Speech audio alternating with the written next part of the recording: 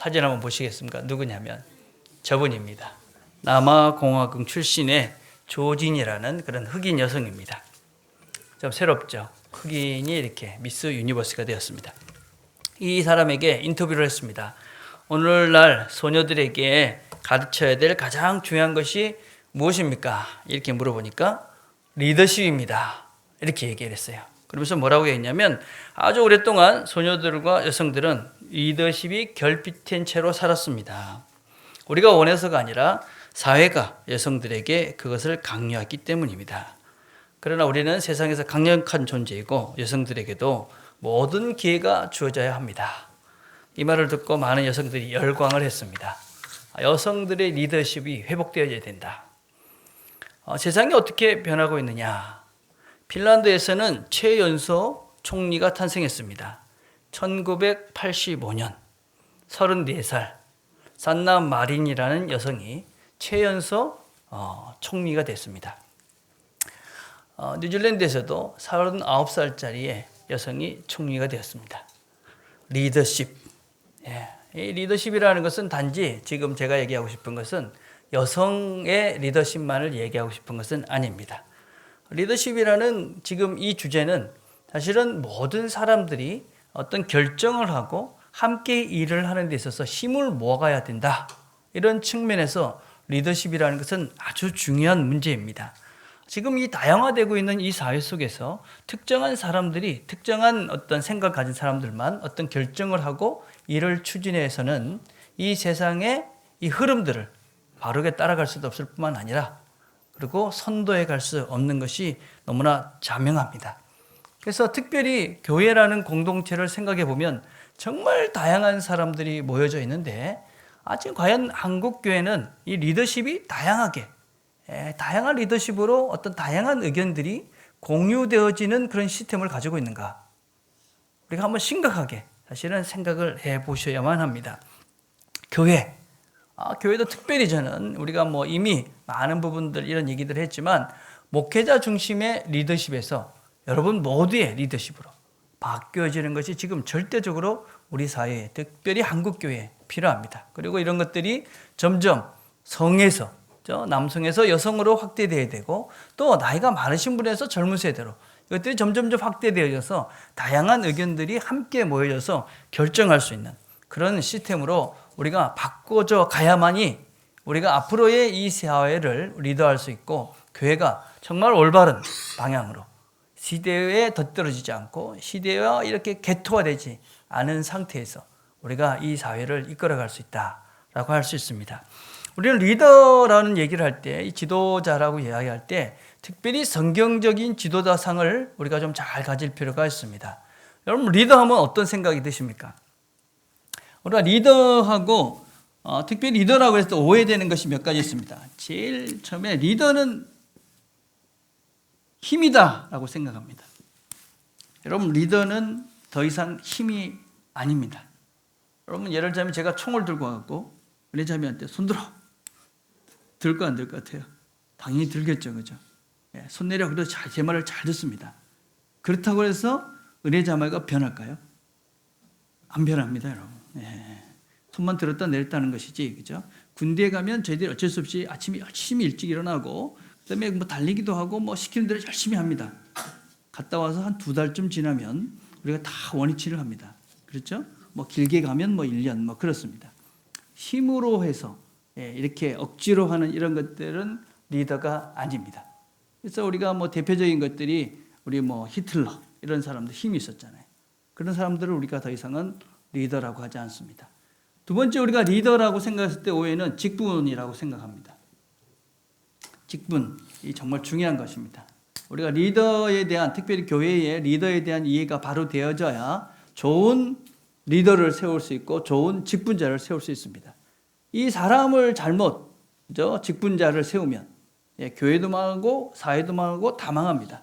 목사 같지 않은 사람이 목사가 되면 교회가 망하고 지도자가 돼야 될 정치 지도자가 될 국회의원이나 대통령이나 이런 사람들이 안 될 사람이 되면 본인만 망하는 것이 아니라 같이 있는 공동체 자체가 다 망해버립니다. 그런데 이런 직분자를 세웠기 때문에 그 사람이 지도자냐? 그렇지 않습니다. 아무리 여러분들이 여기서 목사라고 그래도 또 장로라고 그래도 뭐 집사라고 그래도 권사라고 그래도 그 사람이 직분이 있다 그래서 그 사람은 내 리더가 아니야. 그렇죠? 직분 자체가 리더가 될 수는 없습니다. 세 번째는 지식이나 아니면은 어떤 그 전문적인 지식 이런 것들을 우리가 리더라고 생각하는 경향도 있습니다. 어떤 특별한 분야에 대해서 전문적인 지식을 가지고 면 그 사람이 리더다. 아닙니다, 여러분. 리더는 이런 지식을 가지고 있는 사람들을 잘 활용하는 것이 진짜 지도자입니다. 그래서 지도자라고 할 때 우리가 리더라고 얘기할 때 제일 중요한 것은 무엇이냐면 영향력이라고 그럽니다. 영향력. 특별히 교회에 있어서 지도자 그렇게 이야기할 때는 영향력을 주는 사람인데 어떤 영향력을 주는 사람이냐 이게 정말 중요합니다. 그러면 교회의 지도자는 어떤 영향력을 주는 사람일까요? 생각을 한번 해보세요. 어떤 지도자, 어떤 사람이 교회의 지도자가 될 것이고 또 어떤 영향력을 줘야 될까요? 교회 지도자는 누구냐? 영적인 영향력을 주는 사람입니다. 그 영적 영향력이라는 것은 무엇이냐? 예수를 닮고자 하는, 예수를 닮고 싶은 마음을 불어넣어주는 사람. 저 사람을 보면 내가 저 사람의 삶을 따라가면 예수를 닮을 것 같아. 이런 사람이 교회의 지도자가 되어야 됩니다. 그러니까 교회 지도자는 다른 사람이 아닙니다. 영적 영향력, 예수를 닮고 싶은 그 영향력을 주는 사람, 그 사람이 교회의 지도자가 되어야 합니다. 여러분들이 앞으로 우리가 선거를 해서 교회의 직분자들을 뽑으실 것입니다. 그럴 때 명심해야 될 건 무엇이냐면 저 사람을 내가 보면 예수님을 닮고 싶어. 저 사람을 보면 예수의 어떤 모습이 있어. 이런 사람들을 우리가 세워서 교회의 지도자로 세워가야 합니다. 그러면 구체적으로 우리가 이 예수의 지도력, 이 예수를 닮고 싶은 영향력이라는 것은 무엇이냐? 오늘 한 3가지 정도만 얘기를 하려고 그래요. 여러분, 제일 교회 지도자에게 필요한 덕목은 첫 번째는 약함입니다. 약함. 교회 지도자들이 가져야 될 첫 번째 품성은 무엇이냐? 나는 약하다. 이런 지도자가 교회의 지도자가 될 수가 있습니다. 우리가 생각할 때 바울이라는 사람을 한번 생각을 해봅시다. 바울을 생각해 보면 여러분들 바울은 어떤 사람 같아요? 교회의 아주 큰 지도자였죠. 그렇죠? 그 생각을 하면 이 사람은 참 많은 전도 여행을 3번, 4번 하면서 많은 교회를 세우고 또 어떤 면에서는 수많은 고난을 겪었습니다. 그런 것들을 다 이겨냈기 때문에 이 바울은 아주 강력한, 뭔가 심성이 아주 대단한, 뭔가 체력도 좋고 아주 훌륭한 이런 사람이라고 우리가 오해할 수 있습니다. 근데 바울은 그런 사람이 아닙니다. 바울은 정말 약한 사람입니다. 여러분, 제가 성경에 보면 고린도서 2장 5절에 보면 어떤 말씀이냐면 2장 3절에 보면 이 바울이 고린도 교회에 갔을 때 자기가 어떤 마음이었는가 이렇게 편지를 하고 있습니다. 내가 여러분에게 갔을 때 나는 약하였고 두려웠고 무척 떨었습니다. 고린도 교회를 갈 때 그의 마음이 그랬다는 겁니다. 떨었고 두려웠고 약했다.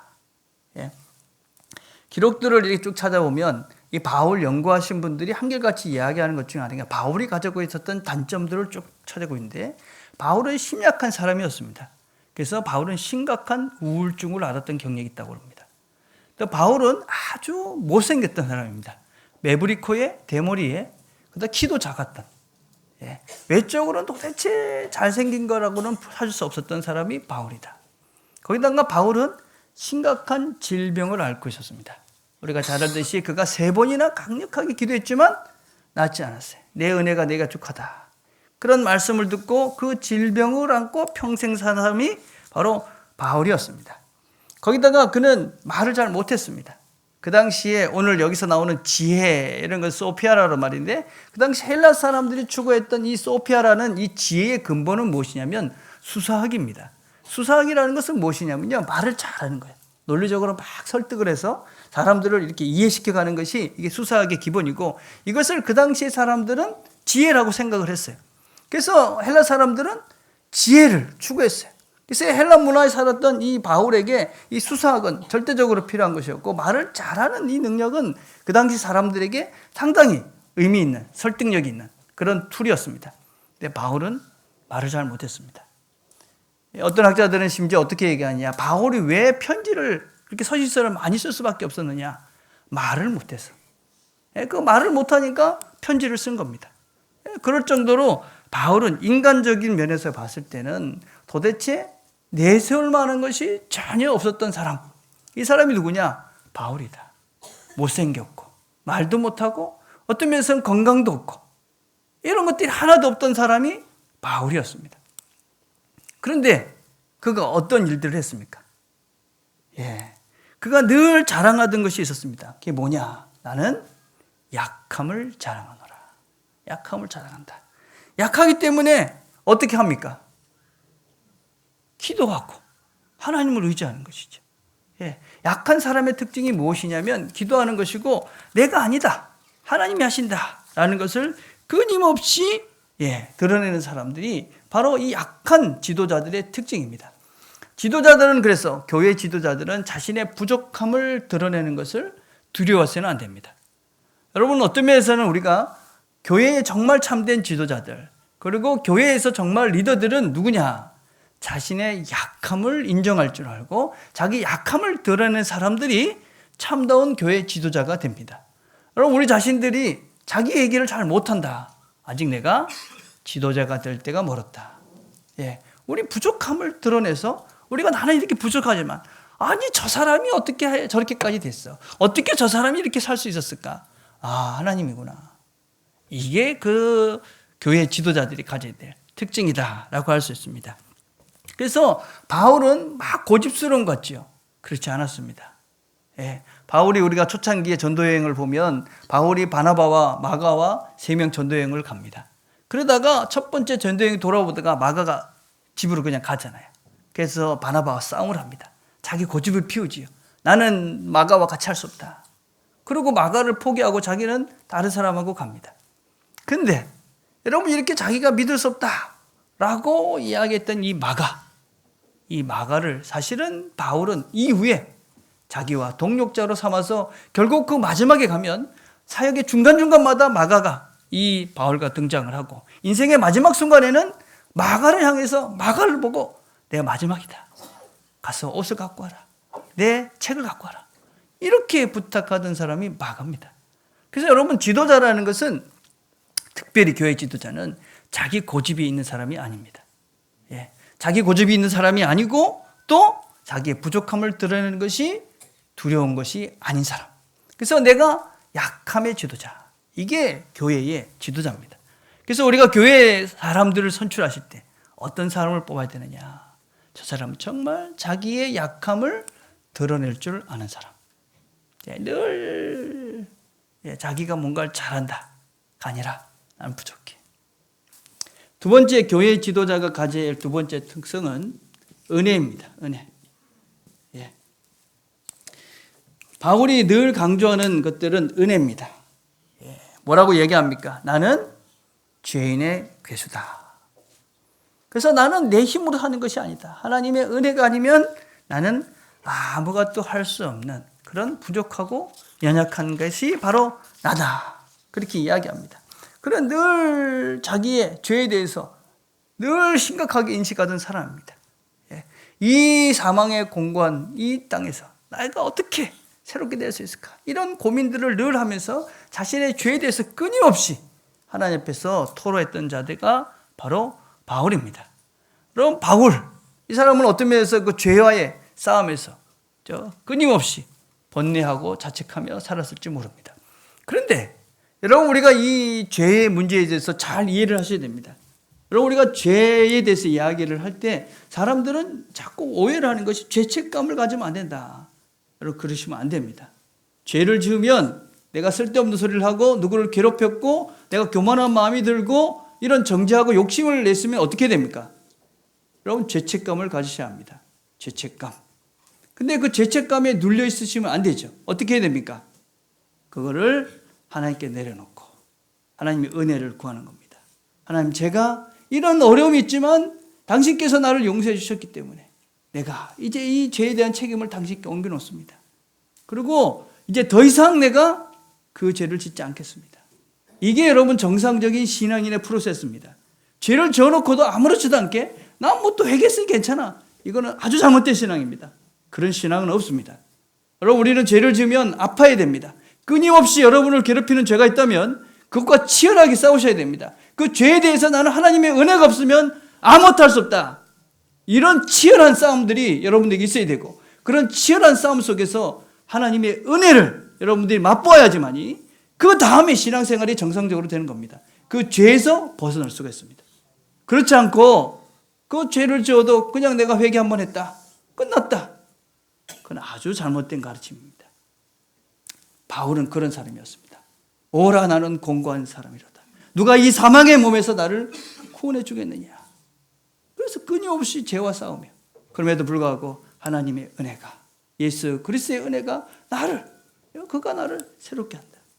그래서 그가 그 은혜 속에서 살면서 하나님께서 원하시는 일을 감당했던 사람이 바울입니다. 그래서 우리는 은혜의 사람입니다. 은혜의 사람. 내가 죄에 대해서 끊임없이 싸우고 죄에 대한 책임감을 끊임없이 느끼고 그 죄에 대한 그 끊임없는 그 아픔들과 고통들과 그 힘들을 아는 사람들은 나에 대해서 하나님의 은혜를 간구하듯이 너에 대해서도 은혜를 추구해 갑니다. 그래서 우리는 누구를 정죄하는 사람들이 아닙니다. 우리가 언제부터 왜 자꾸 교회 다니는 사람들끼리 서로 비난하고 비판하고 서로 분쟁하고, 이건 정말 잘못된 것입니다. 우리는 어떤 집단이냐? 은혜의 집단입니다. 서로가 은혜를 베풀고 서로 위로하고 격려하고 괜찮다, 할 수 있다, 함께 가자, 이걸 그러려고 모이는 것입니다. 그게 교회입니다. 그래서 우리가 어떤 지도자를 뽑아야 되느냐? 은혜의 지도자를. 은혜가 있는 사람이 선출이 되는 겁니다. 우리가 물론 어떤 잘못을 저지른 사람을 징계할 수 있습니다. 그러나 징계하는 그 순간에 우리가 똑같이 아파야 됩니다. 우리가 그 징계를 하면서 그 징계를 내가 받는다, 그런 마음으로 징계를 하시는 겁니다. 정말 그 사람이 아픈 것만큼, 그 사람이 기도하는 것만큼, 그 사람이 당하는 그런 외로움이나 괴로움만큼 내가 같이, 그 짐을 내가 같이 지고 간다, 이런 마음으로 우리가 징계하는 것이죠. 사랑이 없는 징계는 교회에서 이루어지면 안 되는 것입니다. 은혜가 없는 징계는 교회에서 이루어지면 안 되는 것이죠. 그래서 교회 지도자는 누구냐? 은혜의 사람이 됩니다. 은혜. 그래서 은혜가 있는가? 이게 두 번째, 교회의 지도자의 특징입니다. 세 번째는 배움이 있는 사람입니다. 배움. 여러분, 자신을 훈련하는 것을 멈춰서는 안 됩니다. 여러분, 바울 생각하면 많은 분들이 오해를 합니다. 그가 다메섹스 도상에서 회심을 합니다. 그래가지고 막 그 사람이 뭐 전도여행을 막 다니면서 복음을 전했다, 이렇게 생각하는데 그렇지 않습니다. 그가 회심하고 난 다음에 다메섹 도상에 가서 최소한 아라비아 광야에서 3년의 시간을 보냅니다. 그러고 난 다음에 다시 예루살렘에 갑니다. 근데 예루살렘에 가서도 바로 사역을 한 것이 아니라 다시 다소, 자기 고향으로 가서 최소한 10년에서 14년 동안 그 다소에 있습니다. 최소한 바울은 최소한 14년에서 17년 동안 훈련받습니다. 그런 시간이 지나고 난 다음에 바울이 이제 전도자로서 안디옥 교회 지도자로 와서 전도여행을 시작하고 교회 지도자가 될 수가 있었습니다.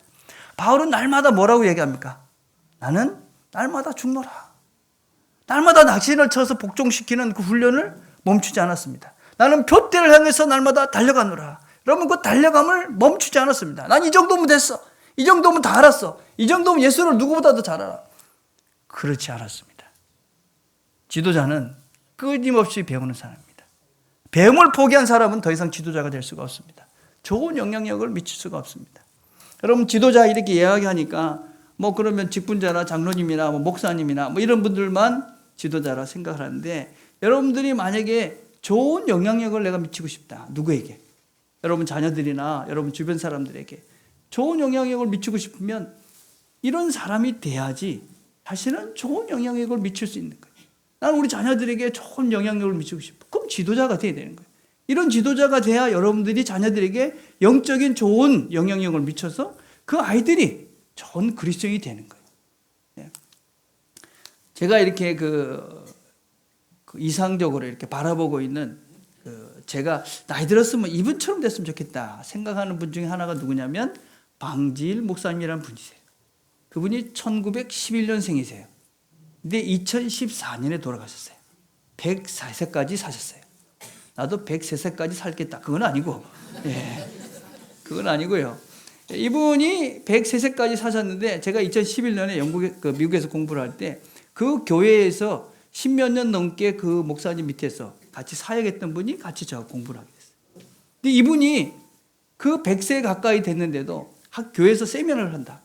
제일 앞에 앉아가지고 100살 가까이 되신 이분이 세미나를 하고 공부를 하는데 제일 앞에 나와가지고 제일 열심히 하신다. 노트도 하시고 수업도 듣고 그래가지고 그 교육자들이 뭐 하는데 아유 목사님 나오셨습니까? 아유 뭐 이렇게 부담스럽다 이런 게 아니야 난 배울 게 많아. 저는 그 얘기 듣고 나도 100살까지 살면 저렇게 해야지 뭐 이런 꿈을 꿨습니다. 예, 100살이 넘으셔서 배울 게 많다. 그렇지 않겠습니까, 여러분? 우리 하나님이 얼마나 크신 분이에요. 하나님이 얼마나 깊으신 분이에요. 하나님이 얼마나 영원하신 분이에요. 이분을 갖다가 우리가 그죠? 겨우 지금 100년 사는 우리가 뭘 그렇게 많이 알겠어요. 이 배움을 멈추는 사람들은 죽은 거예요. 난 이 정도면 됐어. 하나님 모르는 거예요. 예. 그럼 우리가 언제까지 배워야 됩니까? 죽을 때까지. 예. 우리 교회 모토입니다. 죽을 때까지 배우자. 예. 여러분 배움을 내가 멈췄다. 예. 내가 더 배울 게 없다. 그럼 이제 죽은 인생인 겁니다. 예. 배울 게 정말 많습니다. 예. 끝이 없습니다. 예. 지도자는 배우는 사람입니다. 예. 그래서 우리가 교회에 여러분들이 지도자가 되겠다. 그러면 최소한 저 세 가지 덕목은 갖추셔야 됩니다. 약함의 지도자. 두 번째는 뭡니까? 은혜의 지도자. 배움의 지도자. 예. 자, 그럼 이걸 어떻게 우리가 구체적으로 해볼 수 있을까? 난 이런 지도자가 되고 싶다. 그러면 여러분들이 실제적으로 하셔야 됩니다. 그죠? 이론만 가지고는 아무것도 되지가 않습니다. 이런 존재가 내가 되고 싶다. 그러면 구체적으로 여러분들이 행동을 하고 그것을 실천해야 그 사람이 되는 거예요. 그렇죠? 나는 좋은 테니스 선수가 되고 싶다. 되고 싶다. 이렇게 하면 된다. 열심히 이렇게 달리기를 열심히 하고, 그 다음에 테니스를 열심히 칠 수 있는 그런 폼을 익히고 다 하는데 아무것도 하지 않아요. 좋은 테니스 선수가 될 수가 없습니다. 마찬가지입니다. 신앙도 똑같습니다. 아무리 이론적인 것을 많이 안다 할지라도 실제적으로 구체적으로 행동하지 않으면 아무런 진전을 이룰 수가 없습니다. 제가 오늘 여러분들에게 구체적으로 그럼 어떻게 이런 좋은 크리스찬의 리더자가 될 수 있는가? 첫째는 먼저 하라 하는 것입니다. 먼저 하라.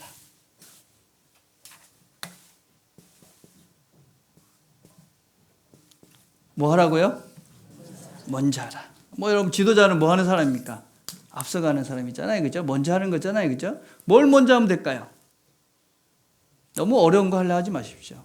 새벽기도 내가 먼저 하겠다. 새벽기도 360을 하겠다. 그런 거 하지 마시고. 예. 못할 거면 안 되니까 할 수 있는 것부터 하시는 겁니다. 제일 먼저 할 거. 첫째, 인사를 먼저 하십시오. 인사를 먼저 하라. 인사. 뭐 하라고요? 인사 먼저 하시죠? 인사를 먼저 하시는 분이 지도자입니다. 여러분 인사가 왜 중요합니까? 여러분 인사라는 것은요. 내가 너를 안다. 나는 너를 관심 있다. 내가 너를 존중한다. 이게 인사입니다. 여러분. 그죠? 여러분 왜 사람들이 이렇게 지나가면서 아는 척 안 하고 씩 지나가면 기분 나쁩니까? 내가 무시당한 것 같잖아요. 그냥 아는 척 안 하는데 왜 무시당한 것 같습니까? 왜 나를 아는 척 안 하고 인사 안 하는 것이 나를 무시하는 것이 되는 겁니다. 예. 그래서 여러분들이 사람들을 존중하고 그 사람에게 관심이 있다. 뭘 하면 된다고요? 인사하시면 됩니다. 옛날에는요, 어른들이 이러고 왜 인사 안 해? 그거는 이제 옛날 이제 심히 얘기하면 그냥 이렇게 우리가 아이들 표현으로 뭐라고 그러죠? 이런 거를? 오케이, 부모. 이런 얘기 있습니다. 혹시 아시는지 모르겠는데, 어르신들 모르시죠? 오케이, 부모. 이게 무슨 얘기냐면, 뉴질랜드에서 어떤 이 젊은 사람이 이렇게 토론을 막 하니까 나이 드신 어떤 의원이 이 사람 보고 야, 니 젊은 게 뭘 안다고 이런 식으로 반응을 했어요. 그러니까 이분이 오케이 부모 그랬어요. 오케이 부모라는 것은 무엇이냐면 부모 세대라고 그래서 1960년대에 태어났던 그런 사람들을 총칭하는 말이에요. 한마디로 우리나라 말로 오케이 꼰대 뭐 이런 말하고 똑같은 겁니다. 예. 그래서 한동안 이제 오케이 부모라는 말이 한참 유행했었어요. 옛날에는 그랬습니다. 이제는 그렇지 않습니다. 이제 누가 인사하느냐? 지도자가 인사합니다. 그래서 어디 갔다 오면 왜 나한테 전화 안 해?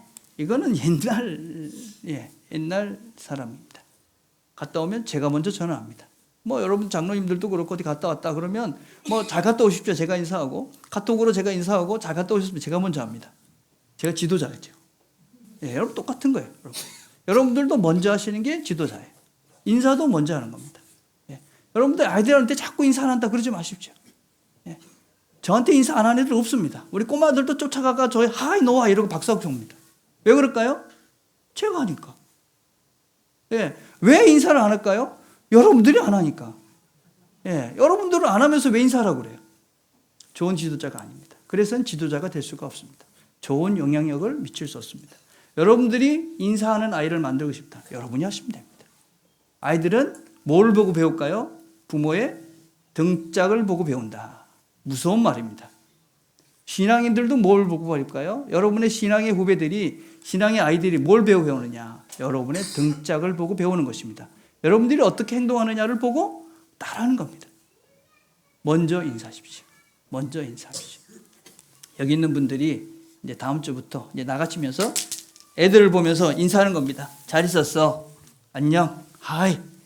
우리 할아버지들은 하이 이렇게 하면 제일 좋을 것 같아요. 우리 아이들한테 자꾸만 하이 노아 이렇게 하라고 인사를 해요. 네. 먼저 인사하십시오. 두 번째 뭘 먼저 해야 되느냐? 두 번째는 자, 인사하기. 두 번째는 미안하다 하기. 미안하다. 여러분 미안하다는 것은 정말 좋은 말입니다. 미안하다 하는 거 해야지만이 그 다음 단계를 갈 수 있습니다. 미안하다. 아, 내가 실수했다. 내가 잘못한 것 같다. 그러니 이제는 내가 다음 단계로 가겠다. 이게 미안하다는 것입니다. 여러분 미안하다는 말을 잘 못하는 분들이 참 많아요. 한국 이 사회에서는.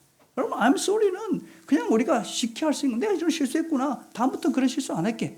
이게 미안하답니다. 무슨 그것이 자기의 정체성과 큰 영향력을 주는 것 같이 어른된 내가 아버지가 무슨 뭐 이렇게 지도자가 목사가 뭐 미안하다 뭐 장로가 미안하다면 될까? 그러실 필요 없습니다. 여러분. 아, 내가 실수했다 이건. 그래서 다음에는 그렇게 하지 않겠다. 이게 미안하답니다. 예. 여러분 내가 그 미안하다고 할 수 있는 것은 무엇이냐면 나도 실수할 수 있다. 예, 너도 실수할 수 있다. 그래서 우리가 함께 좋은 것을 찾아갈 수 있다. 이게 미안하다부터 시작이 되는 겁니다. 그렇죠? 우리가 실수할 수 있죠? 실수하시죠? 예, 내가 하니까 너도 할 수 있는 겁니다. 그러니까 나도 할 수 있고 너도 할 수 있고. 그러니까 우리가 함께 생각해서 좋은 길을 찾아가자. 그 시작이 뭐냐? 미안하다. 미안하다. 아빠가 이런 실수를 했다. 아빠가 아직까지 이런 걸 잘못했다. 아, 목사님 저도 머리 당하면 제가 잘못했단 말 참 많이 합니다. 실수할 수 있죠. 예. 미안하다 해야 그 다음 진전이 될 수 있습니다. 이 미안하다는 말은 내가 고쳐가겠다 하는 다짐이기도 합니다. 그래서 여러분들이 미안하다는 말을 이렇게 못하지 않은 미안하다는 말을 자주 하는 게 진정한 지도자가 될 수 있는 첫걸음이기도 합니다. 예. 세 번째는 고맙다. 예. 여러분 이 고맙다는 말은 언제 들어도 행복한 말이잖아요. 그죠? 예. 여러분 고맙다는 말 많이 하시죠? 예. 이 어른들하고 얘기해 보면 나오는 반응이 늘 그래요. 어떤 반응이 있으시냐면 꼭 말해야 하나? 그죠? 꼭 말해야 되나? 뭐 다 한다. 예. 말 안 하고 나는 행동으로 하지 말은 안 한다. 아 그러면서 뭐 말만 하고 행동 안 하는 놈들 있잖아. 내가 그놈보다 뻔 낫다. 뭐 이러세요. 말도 하고 행동도 하십시오. 그죠? 그러면 얼마나 좋을 것 같아요. 그죠? 여러분 뭐 이게 제가 이렇게 보니까 어르신들이 참 안타까운 게 수고를 정말 많이 해요. 이 진짜 외국하고 비교해 보면요, 우리 어르신들은 이 한국 남자들은 부인들한테 진짜 잘해요. 근데 말로 다 까먹어. 그죠? 예, 웃으시는 분들 다 경험자들이야 지금 그죠? 예, 말로 다 까먹는 거. 그냥 말로 그래 수고했다. 그래 아이고 힘들었지. 그래 뭐 이러면은 아 거기다가 플러스 뭐 이렇게 120점이 될 건데 그냥 열심히 해놓고 말 안 하고 그냥 까져먹죠. 그래야 빵이 되고 마이너스가 되죠. 상처가 되죠. 말하는 말이 늘 있죠. 꼭 말해야 하나? 그거 한지 지금 50년 됐는데 그것도 모르나? 어떻게 알겠어요? 말 안 하는데. 여러분, 그런 오해를 하지 마십시오. 여러분, 착각이에요, 그게. 여러분, 이게 말 안 하면 전 모르는 거예요. 고맙다. 예. 뭐 하실 말씀 있으십니까? 예. 말하십시오. 고맙다. 고맙다. 쉽죠? 어때요? 여러분, 고맙다는 말 들으면 기분이 좋습니까? 나쁩니까? 예. 고맙다 하십시오. 고맙다. 수고했다. 여러분, 이게 뭐예요? 예. 그 사람의 모든 행동을 존중해 주는 거예요. 여러분, 이런 것들은 다른 것이 아니에요, 여러분. 우리가 그리스도인들이 왜 이런 표현들을 하느냐? 당신 참 수고했다. 당신의 모든 것이 참 귀하다. 사람을 존중하는 거예요, 이게 다. 우리의 기본적인 베이스는 무엇이냐? 신앙인들은 사람을 귀하게 여기는 거예요. 그래서 그 사람이 하는 이런 것들에 대해서 참 수고했다, 애썼다. 그걸 알아주는 이런 표현들. 이런 것들을 잘 하셔야 여러분들이 좋은 지도자가 될 수 있는 거예요. 자, 두 번째 우리가 해야 될 게 무엇이냐면 긍정적인 반응을 보는 거예요. 두 번째는 긍정을 보라요. 긍정을 보라. 이게 이제 칭찬하는 거예요. 칭찬. 여러분, 칭찬은 정말 아주 쉽지 않은 스킬이에요. 칭찬 잘했다 이 정도 갖고 되지는 않아요. 여러분, 칭찬을 잘하려면 아주 관심 있게 봐야 되고 또 정확하게 해야 돼요. 요새 이제 저희들이 이제 엄마들하고 이렇게 책을 읽는데 칭찬을 그냥 너는 훌륭한 사람이야. 너는 무슨 뭐를 이렇게 아주 착한 사람이야. 이런 칭찬은 아이를 망친다. 그건 아이에게 착한 아이 신드롬을 만들기도 하고 아이에게 부담이 돼요. 그래서 어떻게 칭찬해야 되냐? 잘 보셔야 돼요. 아이가 넘어졌다 벌떡 일어나요. 그러면 너는 다리가 아플 텐데도 그렇게 씩씩하게 잘 일어났네. 너는 참을성이 있는 아주 씩씩한 아이야. 여러분, 그래야 되는 거예요.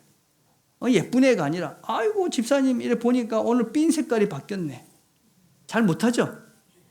예. 사실 저도 잘 못해. 애를 얼마나 쓰는지 몰라요, 저도요. 예. 엄청 애를 써요. 한 번은 제가 우리 집사람의 머리를 하고 있는데요. 말 잘했어. 어떻게 됐을까요? 괴로운 몇 날을 보내셨어요, 제가. 예.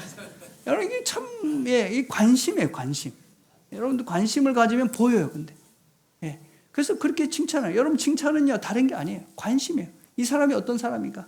예. 그것에 대한 관심이 있으면 칭찬이 되는 거예요. 예. 그래서 우리가 자꾸 뭘 보라고요? 긍정적인 면을 보는 거예요. 자기 오늘 무슨 왜 또 목사님 색깔은 이러지 말고 좀 넥타이가 왜 저리 삐딱할까 이런 거 말고요. 좋은 거. 아유, 목사님 오늘 보니까 머리가 헤어스타일이 영 달라졌네. 이러면 나도 좋고 너도 좋고 기분 좋잖아요. 예. 이게 지도자예요. 여러분, 누구 옆에 가겠습니까? 맨날 나를 보고 지적하고 그냥 뭐라고 이런 사람 가겠어요? 안 되는 거예요. 칭찬하라. 두 번째는 이게 조금 우리 문화하고 맞는지 않는데 파티를 자주 하라. 이런 게 있어요. 우리가 이런 걸 저는 사실은 저도 잘 못해요. 저도 잘 못하지만 하려고 애를 써요. 여러분, 작은 일에도 꼭 축하하는 연습들을 하셔야 돼요. 그러니까 집에서 아이가 조그마한 잘을 했다든지 이렇게 좋은 일이 있으면 가족끼리 한간 모여갖고 오늘 누가 뭘 했어. 참 수고했어. 우리 같이 축하해 주자. 이걸 하는 거예요. 내년부터 우리 교회도 그런 시스템을 좀 만들어 볼 거예요. 축하하는 건 참 중요한 거예요. 축하한다는 건 무엇일까요? 축하한다는 것은 너가 잘된 일이 내가 잘된 일이에요. 너와 내가 지금 같이 즐거워할 수 있는, 나는 너가 잘된 게 나한테도 행복해. 여러분, 그런 직접적인 표현이 축하하는 거예요. 여러분, 축하 잘 못하시죠? 마음속에 가만히 보십시오. 마음속에 안 편한 거예요, 어떤 때는. 다른 사람이 잘된 게. 여러분, 심각한 우리의 실상이에요, 여러분. 빨리 고치셔야 돼요. 긍정적으로 다른 사람의 잘된 것을 같이 축하해줘. 근데 그렇게 하다 보면 같이 기뻐해지는 거죠. 참 잘했다. 아이고, 축하한다. 정말 잘 됐구나. 그래서 같이 축하하면 상대방도 기분이 좋고 나도 기분이 좋고 우리는 전부 행복해지는 거예요. 그런 사람들 앞에 사람이 모이는 거예요. 그런 사람들의 선한 영향력을 받고 그 공동체가 아름다워지는 거예요. 축하해 주십시오. 축하하는 거. 가정에서부터 시작하시고 혹시 주변에 누가 좋은 일을 했다. 그러면 축하한다. 아이고, 잘했네. 하다못해 꽃이라도 하나 사주고 축하하는 거. 그래야 우리가 자꾸만 긍정적 에너지가 나와서 이 분위기를 또 사람을 행복하게 만들어가요. 한 가지만 더 하겠습니다. 한 가지는 세 번째는 포기하지 말라. 지도자는 포기하는 사람이 아니에요. 지도자는 끝까지 가는 사람이에요. 여러분 제가 이런 얘기들을 하면 아마 집에 가셔서 하루 아니면 뭐 나가시면서 잊어먹을 수도 있고 아마 이런 얘기를 목사님 몇 번 한 것 같은데 아직까지 희미하신 분들도 계시죠. 근데 또 뭐 이렇게 노력하다 보면 또 한 며칠 가다가 또 잊어먹고 그래요. 그렇죠? 그렇다고 해서 거기서 끝나는 건 지도자가 아니에요. 그렇게 해서는 바뀌지도 않고. 그럼 지도자는 어떤 사람이냐? 특별히 교회 지도자는 어떤 사람이냐? 내가 하려는데 실패했어. 그럼 어떻게 될까요? 아, 실패했구나. 이번에 내가 졌다. 내가 이만큼 잘못했다. 이제는 똑바로 하겠다. 그걸 다시 시작하는 거예요. 이게 성경적 크리스찬들이에요. 여러분 우리는 어떤 면에서 날마다 싸워서 질 수밖에 없어요. 질 때가 많아요. 여러분 그것 때문에 여러분 좌절하면 그건 정말 사단이 원하는 거예요. 다시 한번 트라이를 하는 거예요. 다시 한번 시도를 하는 거예요. 그래서 내가 다시 한번 하겠다. 이번에 내가 졌다. 미안하다. 여러분 아내들에게 심한 말을 했으면 미안하다. 내가 안 그러고 싶었는데 그랬다. 미안하다. 새로 할게. 수고했다. 하고 싶었는데 입은 그죠. 먹고. 그럴 때 있잖아요. 그러면 또 잊었구나. 미안하다. 한 번만 해보십시오. 한 번 해보시면 그게 별거 아닙니다. 그러면 우리가 이길 수 있습니다. 그래서 여러분들이 우리가 넘어져도 끝까지 해보는 겁니다. 끝까지. 여러분 크리스찬들이 가져야 될 가장 위대한 가장 강력한 힘이 뭡니까? 우리 구주 예수 그리스도께서 나를 결코 포기하지 않는다는 겁니다. 어떤 일이 있어도 하나님이 나를 포기하지 않고 나를 붙잡고 가시고 또 하나님께서 나를 주님이 원하시는 사람으로 만들어 가실 것이라는 믿음이 우리한테 있는 것입니다. 그래서 그 주님이 나를 붙잡고 가시기 때문에 나도 포기할 수가 없습니다.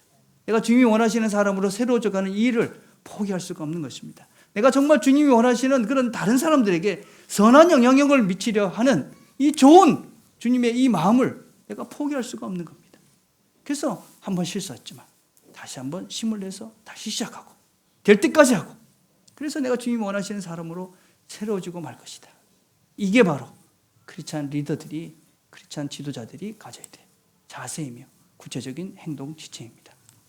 우리 모든 성도님들이 주님이 원하시는 좋은 리더로 그래서 정말 우리 주변에 주님이 원하시는 좋은 영향력을 미쳐서 우리 공동체가 예수를 닮아가는 아름다운 공동체가 되어져 가기를 간절히 바라겠습니다. 기도하겠습니다. 하나님 아버지